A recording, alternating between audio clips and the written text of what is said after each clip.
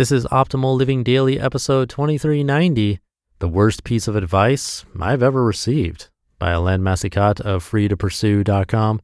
And I'm Justin Malik, your very own personal narrator.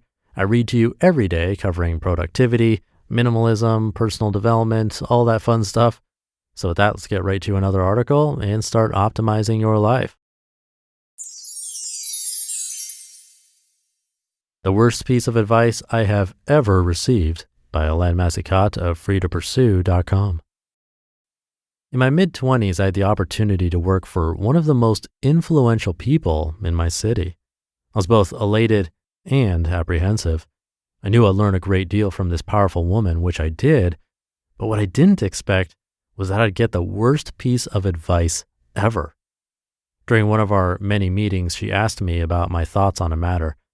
I don't remember what it was about exactly, but what I do remember is that I didn't feel like I had a certain view on the topic because I didn't think I knew enough about it to comment.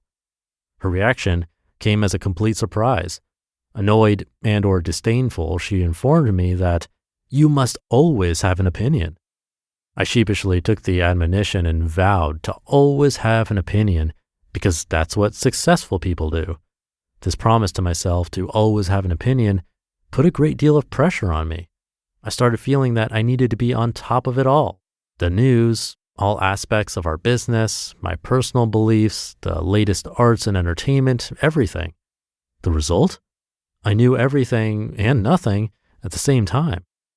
Looking back at this erroneous piece of advice, I think the idea of always having an opinion is akin to our fear of ever saying, I don't know. We seem to treat those few words as some sort of poison, even when they're the truth, even when there's really no reason for us to know the answer or to even have one. To answer a question with a made-up answer, with a baseless opinion, is worse than useless. The utterance that may help us save face in some way is also incredibly destructive. Stating an opinion we don't have or lying corners us into a point of view we may not want to hold. We can become invested in a false position, causes us to lie perpetually to cover up the deceit, causes us to spread dis or misinformation as the recipient communicates what we've said to others, and causes us to dismiss our curiosity to know more. I think you'll agree that these are not desirable outcomes. The power of I don't know. I don't know are powerful words. They do a lot for us as individuals and a lot for us as communities of individuals. Being able to say we don't know something makes it possible for us to choose to know a lot about what matters most to us and stay ignorant of what matters the least. Ignorance is not a bad word. It simply means having a lack of knowledge or information. We're all ignorant in some ways because we can't be knowledgeable about everything. No winning at Jeopardy doesn't necessarily mean you're smart. Acknowledging that we don't have an opinion about something can also help us determine whether we want to develop one by learning more about a topic. We can decide whether we want to move past the sound bites we hear from opposing parties and dig into an issue to learn more. It's the wise person's answer. I've come to realize that most people who always have an answer know very little. They may know facts and figures, made up or actual, but much of what is called knowledge these days is just bits and pieces of information, sound bites heard on a newscast. They see the world as binary. You either have an opinion or you don't. You either know the answer or you don't. This belief can't be further from the truth. That's because the more we dig into a topic, the grayer it gets. We become aware of how thoughts and beliefs evolved, of dependencies, exceptions, of the need for additional context. True knowledge is like an iceberg. The black and white answer is like the visible part of the iceberg. All the gray is hidden from view until you dive into the subject matter to get a better view. And that dive can feel overwhelming.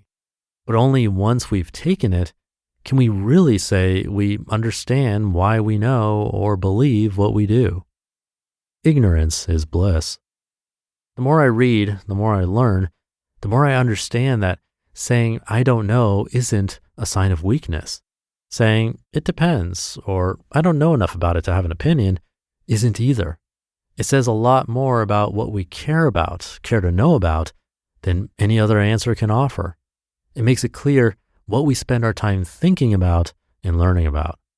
It also invites others to offer us information we may want or need to hear, information that may pique our curiosity sufficiently to decide to look further into a topic.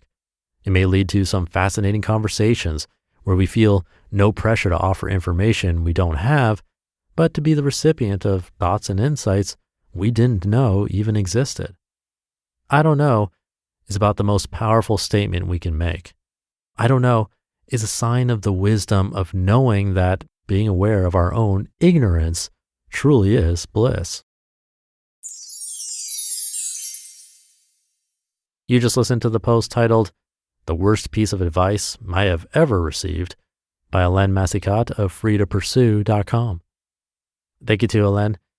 This definitely hit home for me. There are plenty of things you can ask me about, of which I won't have a strong opinion or simply won't know what I think in the moment. This is something I actively try to be honest about, that I simply don't know. Almost to a fault, possibly, because I can be a bit apathetic about some things, not everything, but definitely some areas. But like she said, if it's something we want to learn more about, we can. We have the opportunity to do that if we wish. But acknowledging that we don't have all the answers in the first place really is the first step in that learning process, being aware that we don't know it all. And honestly, if I had to choose between apathy and pretending to be knowledgeable about something that I'm really not, I would definitely take the apathetic side for the reasons she talked about in this article. I do agree that a baseless opinion is worse than none at all. So try to be honest about your own opinion, or lack of opinion, I should say, and I'll see you tomorrow for the Friday show, where your optimal life awaits.